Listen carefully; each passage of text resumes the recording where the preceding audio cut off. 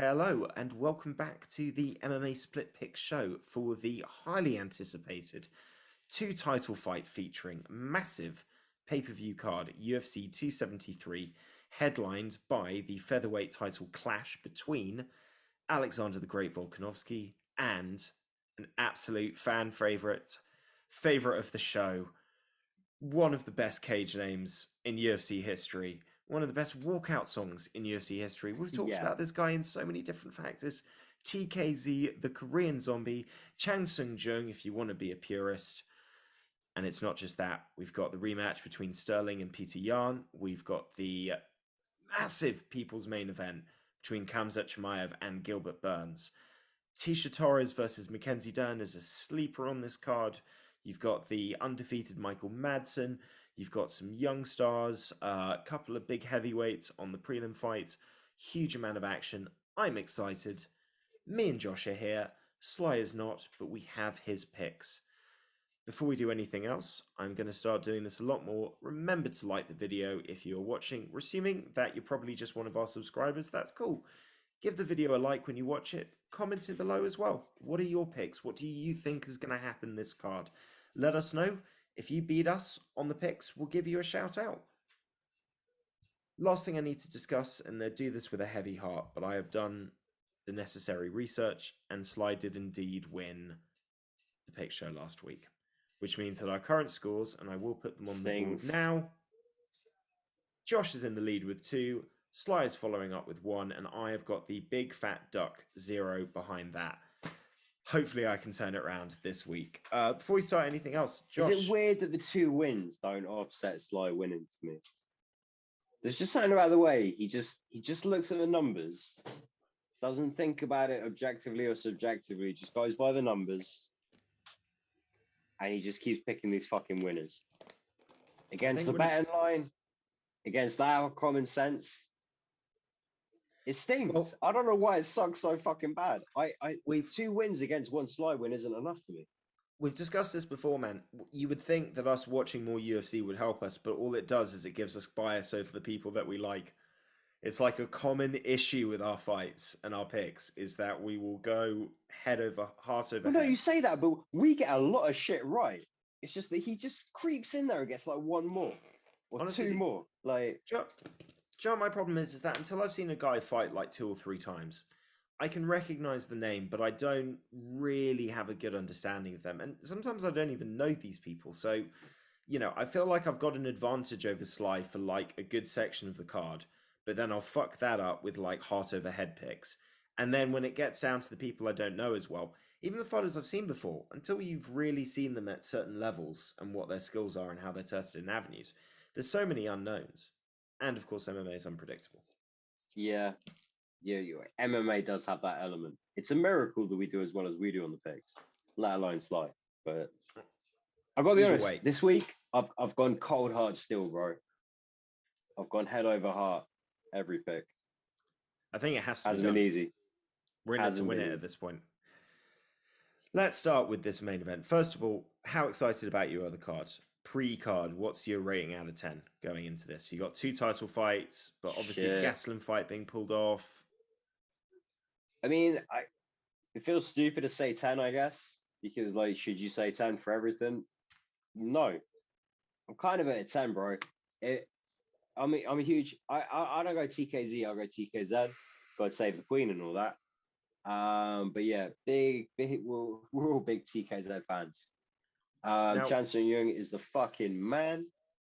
Aljo Young, we've been waiting for that one for a long fucking time. Burns Chimaev has fireworks written all over it. Big Mac, Tasha Torres. Jesus Christ, this main card is good. And then you get to Vince from Hell Pichel against Marco Madsen. And the prelims.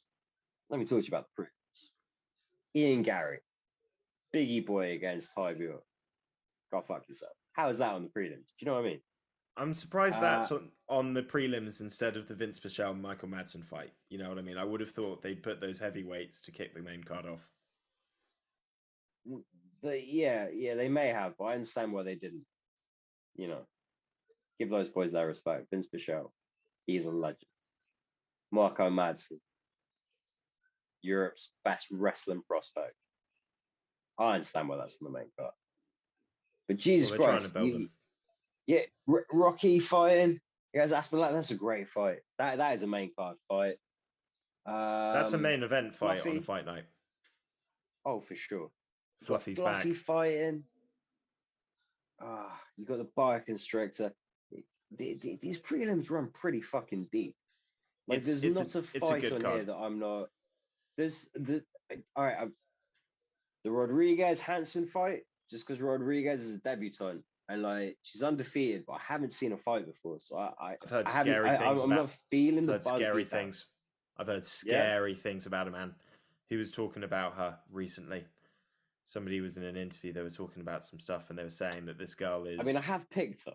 I'll say that much, but I don't know. That's like the one fight. Excuse me, Mickey Gall against Mike Mallow. Mickey Gall's got hands now, man. That's one of the fights I went back and forth from. There's 4 fights that so I've written all my picks down ahead of time this time to correct the error from last week, and there were 4 that I wrote, changed again, a couple of them. Like I'm back and forth in a few fights, but we might as well start with the main event. It's the reason that we're here. We thought it was going to be Max versus Volkanovski 3. Instead, we're getting really a much more enjoyable title defense for Volkanovski for a variety of reasons, not just because it's on paper an easier to win fight, but I feel that Volkanovski after the Ortega fight kind of turned a lot of popular opinion as in terms of how he was viewed as the champion. I think people view him as the champ now.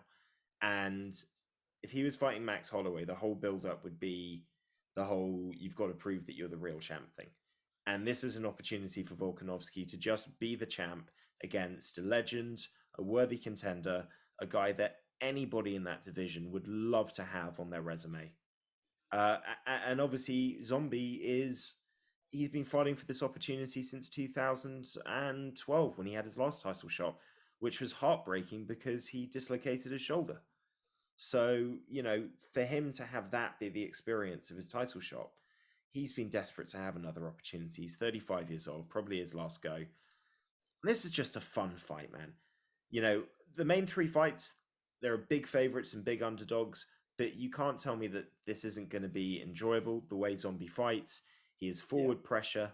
He is not using little sloppy on the footwork, but that's kind of his style. He's there to stand, slip, counter hard. He's dangerous on the ground.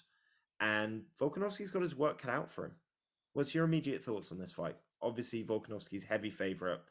All the signs say that he should win. Well, this fight's fan fodder. That's what it is. This is still a worthy contender. And yeah, like you say, he technically can be quite flawed. The fact is, you could very much say the same thing about Hamzat Chimaev, to be honest. We'll sacrifice a lot of technique for aggression and forward pressure. Obviously, with Chimaev, we haven't seen that not go his way in the UFC. But if you look at some of his older fights, the guy's very hittable. The guy's quite fallible in places. Chan Sung Young, he's very hard to put away. He's very hard to hurt. And even when you do hurt him, apparently he can still fight like 2.5 rounds after like that brutal fucking elbow Ortega landed. Yeah. The guy is a beast. If not for the military service and the injuries, I don't know if he would have been champ, but he would have had more title shots before this, and he would keep getting. He would have had a shot years ago, no question about it. Particularly if you look at the way that the featherweight division kind of ended up falling after Conor McGregor. Yeah, if he wasn't champ, he would have had numerous title shots. This could easily be his 4th because he's just that fucking elite. And I feel that the big difference, so Volkanovski hits hard, but you look at like what he did to Ortega, it's not entirely the same, but it's akin to that kind of Max Holloway. It's this volume. There's a little bit more power, a little bit less volume, but he's not a one punch knockout guy. He's a wear you down with these consistent hard shots that just beat you up and eventually crumble you. Yeah, Zombie's when got he lands heavy shots, it's very much like toe to toe in the phone booth, like countering a guy hard, which won't work as well against Chan Sung Young because that is his wheelhouse. Zombie hits hard, man. I think he hits a He lot has harder. nasty uppercuts. And he's very precise. He has fantastic precision, but he doesn't move his head and he doesn't move his feet. So on paper, you look at this and think Volkanovski's got all the tools to beat him. If you want to do the MMA math, you can say that, Ortega looked like he was just able to outmove Zombie and just kind of keep him at range and outstrike him. And then Ortega looked incredibly slow when he ended up fighting Volkanovski. But I feel that Ortega's style is very different. You never feel like there's the same level of threat coming back. Zombie will intentionally stay grounded because he trusts that he can land harder than the shot that's coming back at him.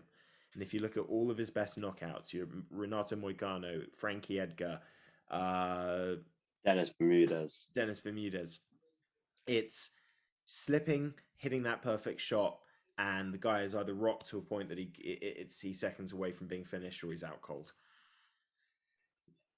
Volkanovski can't make a mistake. I think that's the key thing. And I think he can't trust that the ground is going to be his friend. I'd be surprised if, unless he's got him hurt, he looks to take him to the ground. Not unless it's maybe the end of the round just to bring it in, because it's... I don't know. I think it's the same as the Ortega fight. I think he has to mix it in. He has to have some top control and some ground and pound just to win these rounds. Bro, in the Ortega fight, he didn't mix it in until he almost got submitted. Yeah. He wasn't the one who took the fight to that. It was beautiful. Look, he knows that the Korean Zombie is in no way, shape, or form the submission threat that Ortega is. He's going to take confidence from where his level's at. I don't see him taking those kind of risks, keeping us on the feet for 25 minutes or however long it would take for a finish to come. I just can't believe that he's going to come in that naive. He knows that the Korean Zombie's good on the ground, but if he's got that top control position, or if he can get like a stack guard, or he can get up against the fence and half guard, anything like that, he knows it's money for him. And he survived Ortega, so he's got that kind of that legitimacy. He passed that test with flying colors. Agreed. I love his mentality. I was watching his pre-fight media scrum earlier, and he's everything you'd want in a champion. He'll fight whoever deserves it, doesn't care who. He wants to be a good champion, and you see what he survived in that Ortega fight in the third round. The willingness to stick through submissions that most people would have, 99% of the roster would tap in, and he was able to will it through. So I have a lot of respect for Volkanovski, and it took me a while to say that because I'm a big Max fan. And there was a lot of bitterness, particularly in how that second fight went down. He won the first fight clearly, but Volkanovski is proving himself to be a worthy champion. I think he gets the job done here. I think I think it might be a late finish. 5th round, Zombie's worn down, something like that. Zombie's had a lot of wear and tear. I don't know if he can take the same level of damage as he used to. I'm going to say Volkanovski TKO. I'm going Volkanovski decision. And I had a long day at work, and I wrote all of these on the train on the way home. And I can't remember all the ones that I've written down. I'm just going to stick with what I wrote earlier. Volkanovski decision. Where's Sly going?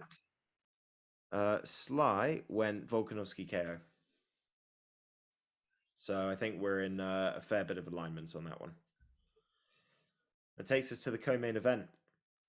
In many ways, this is the fight that I am most excited about because, unlike many other outlets, on this show, when we covered Sterling versus Jan 1, we had way more sympathy for Sterling. We all agreed the knee was illegal. He had every right to be the champ. I felt more than you that he was kind of acting up a little bit, but as we expressed, he shouldn't have had to, and he wasn't in the wrong. He was compromised. Dan Harney made a good point on his podcast earlier that he spent 4.5 minutes getting back to his stool. In that same amount of time, Ben Askren had been knocked out, lied on the ground unconscious, woken up, and left the octagon. So there's no doubt that there was some play acting, but it's not his fucking fault. They should have called that fight the moment that the knee was landed and he was rocked and couldn't show that he could continue. I've rewatched that first fight, and my memory of it was very different from what I saw the second time round. It's marred by the fact that you have watched the whole fight feeling that Sterling in the early rounds is just blowing his gas canister out. And that does hinder your view of the success that he's having. But even in the third and fourth rounds, Jan was not able to really land good, significant strikes on him. Sterling is so awkward. The fact that he's so willing just to drop down and pull guard and go to the ground and kind of negate a lot of those aggressive exchanges that Jan was looking to do. This was a harder fight for Jan than I thought at the time. And the fact that he actually threw an illegal knee before the one that landed, and the fact that he's got a history of fouling when he gets frustrated, I think he was frustrated. I think Sterling's not wrong about that.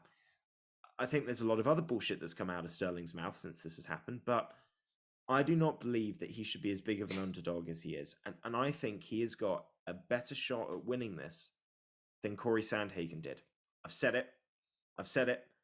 I'm buying some of it. He's had the... Yeah, no, that's reasonable because his strength is not also Jan's strength. He's always going to have that opportunity, that threat. I think that's a very fair assessment. In fact, to be honest, I think the betting line is ridiculous on all of these fights, including the Volkanovski one. But at least that one, I'm like, well, it's not far off. But yeah, the Aljo has the ability to win this fight. He's not going to win this fight. I honestly believe that, but he does have the ability to. And you're right, he had a lot of success early on in the first fight. The way I saw it, though, is even if Jan was frustrated and tired, the momentum had very much swung his way. And Aljo did look a little done. Burnt a lot of nervous energy. The two of them, even even before the illegal strike, even before that round, you're like thinking, well, Aljo's done well, but he hasn't done well enough. The rest of the rounds are going to go to Jan because you've got one guy that's kind of a cardio beast and one guy that doesn't fight well when he's tired and can't really grapple when he's tired and needs to grapple to win his fight. So I don't think Aljo's going to finish him early enough. I just don't see it happening. I don't see Aljo pulling off the submission early on in this fight. And as the fight goes on, before the last fight, I thought the longer the fight goes on, it favors Jan. Since then, Aljo's been injured a lot and out a lot, had surgery. Jan's been active. Jan's been hungry. This is true. Yeah, I just don't see Aljo closing that gap in any way, shape, or form. I see that gap getting a little bigger. I'm going Jan. Let's just clarify something. Peter Jan is ridiculously good. He has no weaknesses. His boxing is incredible. Particularly in the Corey Sandhagen fight, there were combinations that he was throwing. It's like video game combinations, man. It's like shit that you do in Tekken. Spinning back fist, leading into an overhand left, That's just, yeah, and that's just like the obvious stuff. The other thing is like the way he sets traps and his footwork and his defensive movement and his, not even his countering, but his like combos, like when he counters. Everything is just so nuanced and intelligent and just well drilled. And yeah, he is a threat all round, but he does not have the submission game that Sterling has. And I don't think he has the submission defense that Sterling has. So for me, there's just like that one kind of like, if you have the Venn diagram like Sterling's just got this one little pocket where I'm like, if that's where the fight goes, yeah, he's definitely gonna win quickly. I just don't see it Well, happening. But he's got that one little fucking thing, you know, he's got that submission game going. let me ask you this: who do you think gets booed? Because obviously most of the fans weren't particularly happy with Sterling's antics. However, Jan is Russian, and if you look at how the last few events have gone, the Russian fighters have not been given a lot of love walking out.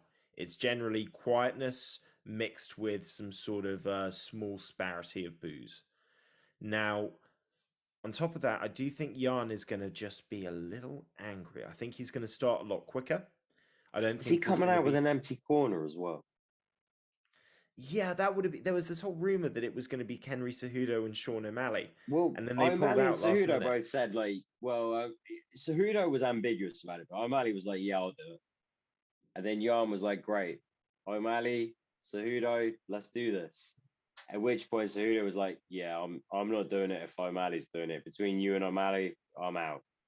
And O'Malley was like, yeah, I'm not doing it either. So I'm pretty sure the guy's got zero cornermen.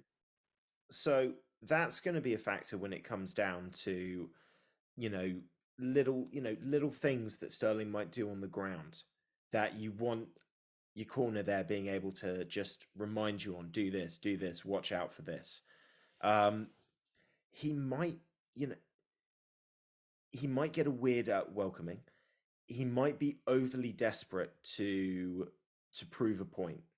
And I think that could work in Sterling's favor. I think the more away from fundamental kind of tactical technique Jan is, the bigger advantage in space Sterling's going to have to get him overextending on something and be able to catch him. I'm picking Sterling, man. And I've been going back and forth on this. And for no other reason than this, I do not believe that all three favorites will win the first three fights. And I think that Sterling represents the guy that has the best chance of upsetting the odds. I think in reality, he's the only guy that I think has an element that he has a genuine shot at being better against than his opponent in these Not three Burns. fights. I don't think the jiu-jitsu is going to matter, man. We'll get I to that. I think out of the three underdogs, Burns is the liveliest, but I'm not picking Burns either. I don't think Aljo's a bad pick. I'm I think that fight's a lot closer than the batting line for sure. I But would I just think even despite like to answer your original question, yeah, Sterling's gonna get a better reception than Jan when he walks out. I don't think it's gonna matter. I don't think for Jan it matters once the door to the cage closes. He would be better with his cornerman there. He would be better with the crowd behind him. But ultimately, it's not gonna matter. That's my take on it. I think he's such a fucking professional. He's such like just a pure fighter that yeah, it's just not gonna be Aljo's night. I'm going sub. How are you going? I am gonna go with what I wrote down earlier, which was KO. I decided KO was my method. Sly is Legal also this time. Sly is also going KO. I Part of me really wants to see Sterling win because the fuck you media tour that he will go on if he manages to pull off the win on Saturday will be so fucking glorious.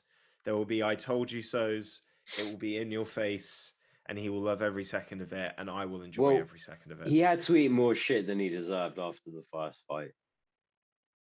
That I everyone can agree on that. I think he had to eat more shit than he deserved.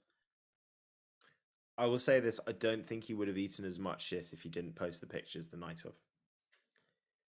Yeah, again, I I think the can't way he judge a handled it guy didn't help. that eats a knee like that. You know, I think for the Yeah. next couple of weeks, everything's taken with a pinch of salt. That dude was fucking concussed. Like end of. One thing I'd say as well is a lot of people saying you can't win a title that way. The moment that you remove the threat of a belt being taken away from a champion for disqualification, it opens up the extreme possibility that a champion about to lose a fight will intentionally foul in order to give himself another chance. And we both know for a fact that there are at least 3 champs that we can think of off the top of our head without even blinking that would do that in a heartbeat. Try and guess which 3 I thought. John Jones. Well, John Jones is a former champ. Still so I cancel don't. them. Okay. John Jones.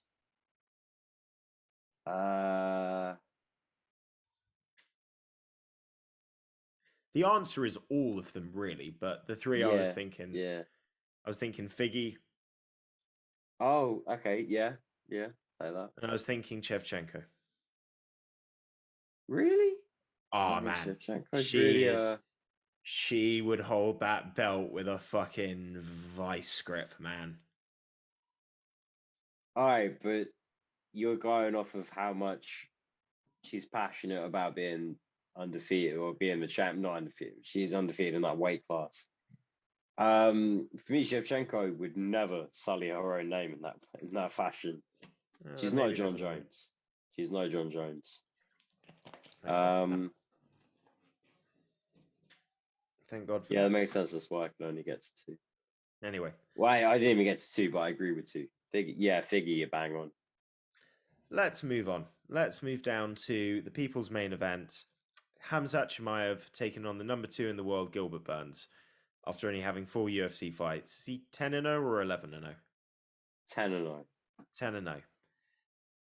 The guy's and try finding video footage of his earlier fights. It's not easy to come by. This guy was talked about for years at All Stars. People would train with him and say, you just can't believe this guy, how hard he works, how dangerous he is. And we don't even know how good he is right now because everything we've seen has been with such little resistance or so quick that we have no metric on which to measure by. All we know is that his hands seem to be fast. He seems to hit extremely hard. He seems to be extremely strong and have an outstanding understanding of wrestling and grappling and position, and has a complete viciousness to do damage and end fights, all the while being 6'2", long, powerful, rangy. This guy is terrifying, and I didn't want to buy into the hype, but after seeing what he did to the Leech, I don't know who beats this guy, man. Maybe Usman. Maybe. And I know that this is early, and I know people were saying this shit about Johnny Walker after a couple of fights in the UFC, and we all saw how that goes down. Hype trains do get derailed, but it's the way that he's doing it, man. You know, it's the high-level fighters that are talking about this guy as just like this superhuman being. All right, but if you go off gym reputations, there are so many middling fighters that should have been like 2-weight, 3-weight champs. Okay, gym reputation does not necessarily mean anything. Agreed. And I'm not trying to say that Khamzat Chimaev isn't a beast. And I'm not trying to say that I'm picking Gilbert Burns today, because I'm not. I'm going Chimaev. But he has a very aggressive style. As a consequence, he doesn't have bad defense per se. But a lot of head movement. He's always moving forward, looking for heavy shots, looking for takedowns. He leaves his chin vulnerable. Burns hits hard, he counters well. He's always going to have that opportunity to rock Chimaev. When Chimaev gets Burns down, which I think he will often, he's going to put a lot of punishment on Burns, but he has to be mindful. Burns has way, way better jiu-jitsu. He has a way better submission game. Chimaev can't fuck around with that. He knows that. Now, he can be all the way in, you know, both arms in, that's absolutely fine. He's not really going to take any threat from Burns, and he'll be able to land some ground and pound. But if he gets lazy posturing up, he tries to advance position without really thinking about where his hands are, where his shoulders are, he could lose a cheap one. Burns is the perfect. I honestly think Burns is like the best kind of antithesis to a Khamzat Chimaev. That super strong, ultra aggressive style. Burns has the tool set to defeat that. I think the betting line on this one is absolutely fucking It's atrocious. What disrespectful. a It's slap in the disrespectful. face. It's massively disrespectful. I still think Chimaev's going to ground and pound him though. Burns hits hard. The jiu-jitsu's a threat, but I think he's way more of a threat on top than he is off his back. Although you could argue, a lot of people say he is up there with Oliveira as one of the best pure jiu-jitsu guys that's in MMA. He's definitely got that threat. He hits hard, but I don't think his striking is particularly refined. It's a lot of overhand left hooks. He's very explosive and but aggressive. It's the perfect shot to land against the guy coming at you. Against the guy defending, or a guy stationary, a guy in a neutral position, it's awful. But against the guy coming at you, a lot harder to hit. But when you do connect, yeah, that's the fucking money shot.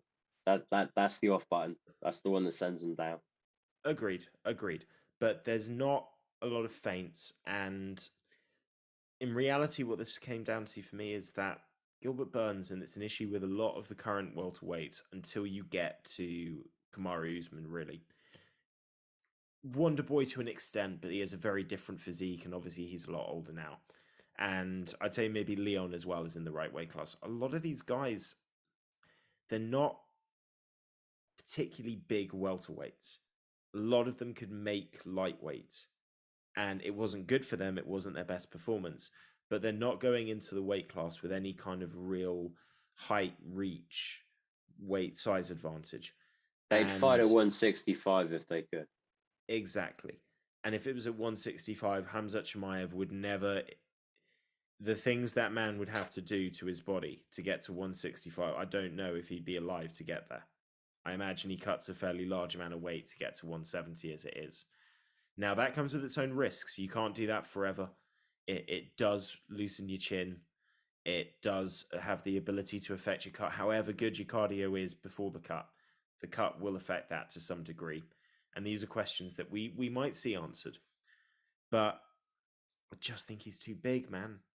And I think he's a little bit more fundamental in his strikes. I think Gilbert Burns could get caught throwing something looping as Hamzat's throwing something straight down the pipe. And one thing I'd say with Burns is he's a little chinny at this weight class. You know, you look at the Usman shot; it was beautiful. Usman hits hard, but it rocks him pretty badly. He got rocked by a kick in the Wonder Boy fight. He's been knocked out by Dan Hooker. He's a tough guy, but he's not an iron chin guy by any stretch. It's not a good clean shot on the feet. I think we'll do it. And there's also a huge mental element of this. Like, he's got to deal with the fact that he's meant to be the number 2 in the world. He knows if he wins, it's all fucking gravy. But no one's expecting him to win, even though he's fighting a way down ranked guy. And if he loses this fight, it really drops him further outside of the main rankings for the risk that he took. So there's a lot of pressure on his shoulders here as well. I don't know. From what he's saying, I don't think he's feeling that pressure. He knows that the winner of this fight has a real good shout to get the next title shot after Edwards. And if he loses this fight, there's a very good chance that if he sits out for like 5-6 months, that Chimaev will beat someone else that's going to make that loss age well, you know? I don't think the risk is really there in terms of like the rankings disparity. There's so much fucking hype for Chimaev. The betting line is fucking obnoxious. It's not reasonable. I don't think he's feeling a lot of stress. In fact, did you see the little passing of the ships as they were cutting weight? Yeah. I saw that. I don't think these dudes are anxious about this one. I think this is going to be a really good fight, to be honest. I think they're I both just fucking bang up for it. I do enjoy the fact that, I mean, we know Burns is a cool guy, but certainly with the sort of friendship of Darren Till, we're seeing a lot less of the scary personality of Chimaev and a lot more of just like the kind of eccentric but, you know, quite humble dude. Just And, who you want him to be. you know, I Not think some Chechnyan dictator's little golden boy, but exactly. a I think fucking regular fucking guy that just loves competing. yeah, and I enjoy that. I think he's got everything he needs to be a potential star in the sport. I think this is his moment. We both agree he's going to win. I just think it's going to be maybe not as one-sided, but I don't think there's going to be a lot of resistance. I'm saying Chimaev KO, and so is Sly. I'm thinking Chimaev KO. I'm thinking ground and pound in like the third or fourth, maybe. I think it's going to be a good competitive fight up until that point. And I think Gilbert Burns is going to answer some questions when it comes to Chimaev, but ultimately people are still going to have that takeaway of like, oh shit, this is a future champ. Okay. Let's talk about why, in many ways, and certainly on the bookmaker side, looks like it's actually the most competitive fight on the main card. Mackenzie Dunn taking on Tasha Torres. Mackenzie Dunn is coming off a little bit of a break halting fight with Marina Rodriguez, where she kind of got put in perspective in terms of where she is when you get to the elite of the division. We saw some holes, but she's had some time off, obviously working with Jason Perillo. Her boxing has improved every single time we've seen her. Tasha Torres has been on the run from fucking... I was going to say from hell, but that sounded like she was doing really badly. She's been on a blazing trail after a rough 4 or 5 losses in a row. Yeah, just before that, she was doing really badly. Yeah. Hang on. She has risen from the ashes. Lost 4 on the bounce. Now on 5 on the bounce. Come back and taken 3 wins. I will say that the 3 wins, in terms of caliber, do not match the 4 losses. But there has been this kind of sense of like a resurgence. Tasha Torres does seem to be getting back to her original self, looking like a real beast. You know, she fought 4 of the best girls in the division and lost. Fought 3 other girls in the division and won. Looked way better winning those fights than you'd think she would compared against like where you thought she was at with the losses. I don't think we can judge her by her record. This is a fucking good fight. This is a great fight. I think Tasha Torres absolutely has the tool set to just completely dismantle Mackenzie Dunn and give her another miserable night like Mahina Rodriguez. That being said, I don't think Mackenzie Dunn's. I don't think Big Mac's gonna lose again for a while, man. I think after the Hebers fight, she got her shit together, or more or less after the Hebers fight, and since Rodriguez, fuck, bro, I don't think she's gonna lose again for a while. I don't think she's gonna lose again until she fights like another like top 3, top 5 woman. So I think I see this fight as Tasha Torres dismantling her on the feet for as long as it stays on the feet. The difficulty and the big thing that Tasha's going to have is she is so fucking quick. The hand speed, the speed of movement, the footwork, it's going to be very tough for Mackenzie to keep up with that. And if she gets caught into trying to play this little range striking battle, it's not going to do... I don't think it's going to work out well for her. The advantage she's got is she hasn't got somebody nearly as long, tall, and powerful who fights as well long as Marina Rodriguez. And I think what Mackenzie can do is just be reckless. If it's not going away, she can just use her punches, charge in, and all she needs to do is close the distance once and get a takedown. And in all likelihood, Tasha Torres is fucked. And that's what makes this so compelling, is that if Tasha Torres can hold off and stay out of clinches and keep the range and distance and be able to come in and out and use her speed and footwork and blitz and then exit safely, she could easily clinch this decision and make it look pretty comfortable. But it only takes Mackenzie Dunn being able to get that grip and get it down once. And to be honest, the only 2 people we've seen that not work against is Marina Rodriguez, where she had it down for pretty much the whole first round and just could not sub her, which was the same issue Ribas had with Marina Rodriguez. Yeah. So just goes to show how good a jiu-jitsu defense is now. And Ribas, who's not just a black belt in jiu-jitsu, but a black belt in judo and an elite grappler. So Mackenzie's as high level on the ground as it comes. And I don't think Torres is at that level. Also, if it gets there. she's 32 now, and her style does Prime very age. much rely on movement. Prime Whereas age. Big Mac's 29, and her style is all technique. It's I just think that if this fight had happened 2 or 3 years ago, and Tasha Torres wasn't in the midst of a pretty bad losing run, um, this would be a very difficult fight for me to pick. But as it is today, despite the run of form, it's just so simple for me. This is just Big Mac sub written all over it. Yeah, agreed. Big Mac sub. Sly went for. I think he went T-shirt. Yeah, he went Torres decision. He's picking a good night for the for the two ladies in love. I am not, unfortunately. No spoilers to give away for the Pennington Aspen lad fight. Rounding up the main event, Michael and Madsen taking on Vince from Hell Pichel. Madsen's fucking good, isn't he?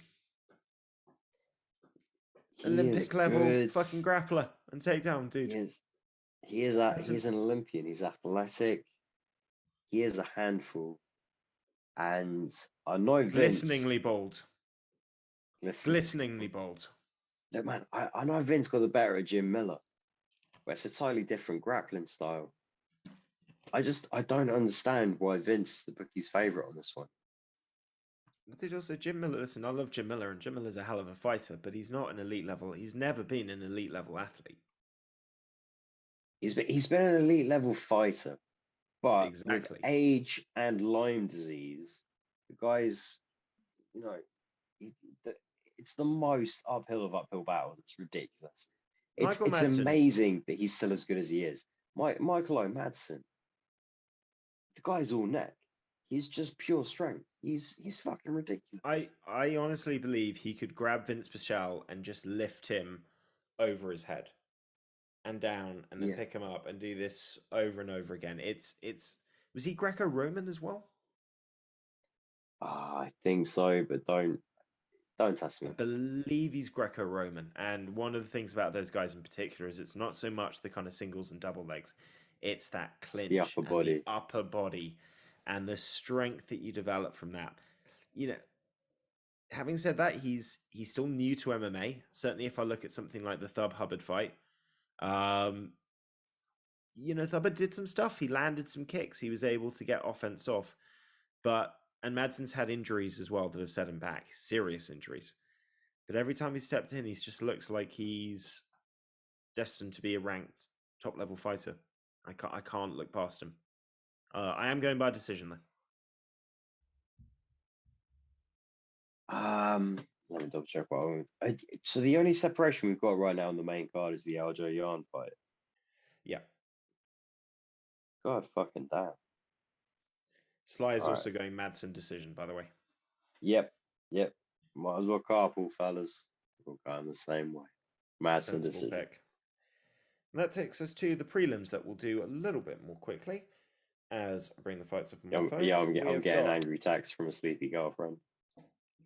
Ian Gary is back. Young, exciting prospect. Can't wait to see him compete, taking on the dangerous Darian Weeks.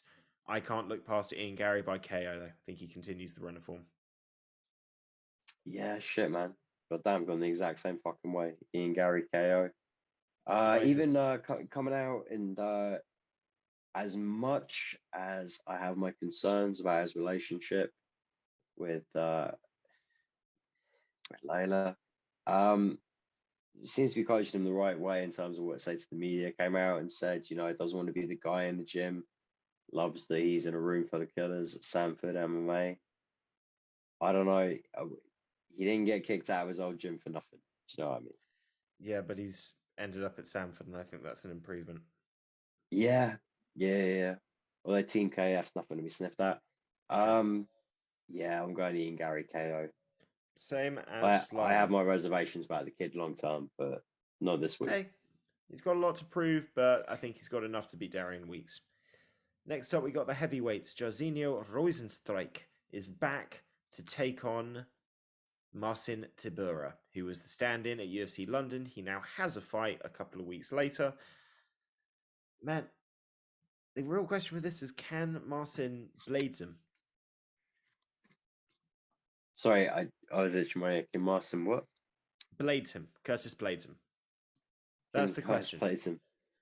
Because if he can get him down, and you know that you can get him down, he will be able to win the fight. But if he gets hit with something hard, he will likely be hurt and go down. And that's going to be a hard balance. Jairzinho's looked very gun-shy in his last few fights, but he did knock out, what's his face? Augusto Sakai. Yeah. So he's got the power there when he needs it. It's just about if he's going to be able to commit. And if he does get gun-shy and he is worried about the takedown, I think Marcin Tybura can take this. If Jairzinho just throws, I think he probably knocks him out. In terms of what I've picked, I'm going Jairzinho by knockout. Yeah, you gotta go Biggie Boy. Look, Biggie Boy is not gonna come into this fight with that kind of level of fit. He's not gonna get, blasted with that power double leg in the same way that Blades will. He's not gonna get outclassed like he did against Gall. He's not gonna get rushed like he did against Ngannou. He's gonna come into this fight knowing that that guy's got one shot at beating him, and he's gonna have to get close enough to do it. And he's no spring chicken. He's not the nimblest of heavyweights. Biggie Boy's gonna land. He's gonna land at will. Tybur's no joke. This fight is not gonna be a fucking breeze for Biggie Boy, but it's not gonna put him in deep water in the same way that his other losses have. I'm going Biggie Boy by KO as well. Nice. Maybe second or third round, I reckon. Sly is going Tybura by decision. Next up, it's not a bad pick. Aspen Ladd taking on Raquel Pennington. The two ladies both fighting on the same card. Are they married or are they just still engaged or? What, fucking Ladd and Pennington? No, Torres and Tasha Torres. Yeah, I knew. I meant that was this. This is the second of those two that we thought about. I didn't mean. It's just the way you said it. I appreciate that. Yeah. I don't know. The two guys have been together so long. I'm like, what's the difference? I don't want to belittle the sanctimony of marriage, but I just think it is what it is. So okay. In my mind, yeah, they are. But like, the fuck does that mean? Either way, they're both fighting. Raquel Pennington's been on a good run. Aspen Ladd's coming off just a lot of inactivity, and then the miss weight and the fight with Norma Dumont at featherweight, and all a little bit strange. She was thought of as a future prospect for a reason, though, and I think that her skills, where her skills lie with grappling, I think she's just going to end up taking Raquel down and dominating her. Unfortunately, Raquel's tough as shit. But I don't think she's going to be able to stop the grappling. I just don't, and I don't think Raquel's going to land heavy enough to deter her. I disagree. I think Rocky's going to do okay in this fight. I don't think she's going to, absolutely walk it. She's not going to get a finish. It's going to be a fucking tough fight. But I think it's going to be the kind of fight that she relishes. It's going to be a fight on her terms. It's going to be one she can really grit out without getting outclassed. The only time anyone's ever really questioned her heart or anything like that is when she is truly fucking outclassed. True. That's just not the case with Ladd. I'm confident Pennington's going to take the decision on this one. I'm going Ladd by decision. Sly is agreeing with you on Pennington. He's going Pennington decision. He's predicting a good night for the engaged, married, whatever they are couple. I'm predicting a horrible night with them both losing. That takes us to Mickey Gall taking on Mike Mallow. Mickey Gall not looked too bad in his last couple of fights. Starting to get some heavy hands, mix it up a little bit. He's improving, but he barely looks like a UFC fighter. Yeah, I'm still picking Mallow. I'm going decision though. Yeah, I got Mallow on the grounds that he's not good. I was tempted to go sub, to be honest. I'm pretty sure I wrote down decision. Let me just confirm that. I don't know why I keep putting this fight away. Sly has gone Mickey Gall by submission. So Sly's either winning this or losing this. Just so he knows. Mallow by decision. That takes us to the boa constrictor, Alexei Olenek, taking on Jared van der Aar. Olenek has pulled off some great subs, and he's had some great wins, but he's old as fuck. And the last time he was booked to fight was against the light heavyweight. When he was picked to have this fight, though, that ended up getting delayed. I thought he was just a step too old, and this is going to be the fight that really shows it, and I'm sticking with that. I'm going van der Aar by TKO.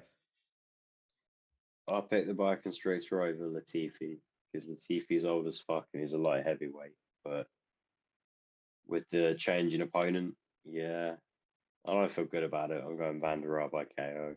Well, actually, I'm going van der Aar by retirement, but for the purposes of doing the picture, I'm just going to say KO because it means the same. And Sly is going Olenek by sub. So he's super different to us at the start of this. Then we've never fills me with confidence. I know. Then we've got Fluffy himself, Anthony Hernandez, taking on Josh Fremd, which looks like it's misspelt, but it is not. I know nothing of Josh Fremd. So yeah, that's how you spell Josh, mate. 4 letters, start with a J, end with an H. Funny guy. Why are you overcomplicating it? Funny guy. I know exactly what you're talking about. Fremd. I'm going Fluffy. I'm going Fluffy by fuck it, TKO. No. Why not? Oh, for real? Okay, I'll go Fluffy by sub. But yeah, Sly, you can't count out Fluffy. Sly has gone Fluffy by decision. Yeah, I think that's 2 namesakes I'm going against this week. Next up, we have got the return of Kay Hansen taking on Piera, first name, as I didn't write it down on my thing. Yeah, Piera Rodriguez. That's the one. Debutant. I don't usually go with the debutant. I'm a fan of Kay Hansen. However, I've heard some scary things about Piera Rodriguez on Dan Hardy's podcast. His girlfriend is Victoria Machado. Used to be an MMA fighter, and she used to train with a few of these people, and she said this girl is one to watch out for. Undefeated. I'm saying Piera by TKO. Well, yeah, Kay Hansen's no joke. Rodriguez is a debutant. She's not a heavy favorite, or even I'd say a reasonable favorite, but she's a favorite in this fight. And mostly I'm picking her because this one was a 50-50 for me. So I asked my friend Luke, who did he think was going to win? He doesn't follow MMA. He arbitrarily picked Kay Hansen, and then he upset me by beating me numerous times at foosball. So I'm picking Piera Rodriguez. Fuck you, Luke. As am I by KO. Sly is picking Kay Hansen by sub. I'm picking decision. And final fight, I don't think Sly's actually done a pick for this one, so we're just going to make one up for him. Julio Arce taking on Daniel Santos. I'm going Santos by KO. I'm going Arce by KO. Oh, and Sly did have a pick for this one. It's Arce by decision. It was just misordered. To be fair, they changed the orders and he put these ones in early. So. Been some cancellations. Guys, those are the picks. Tell us what your picks are in the comments. We will, of course, reveal what the winner is next week on the Breakdown Weekly podcast. Until then... Unless it's Sly, then we might wait a while. Maybe so. Aside from that, guys, enjoy the fights. Have a great weekend. And as always, by Dave, by Laurie, by Trifo. Bye, Laurie. Bye, Dave.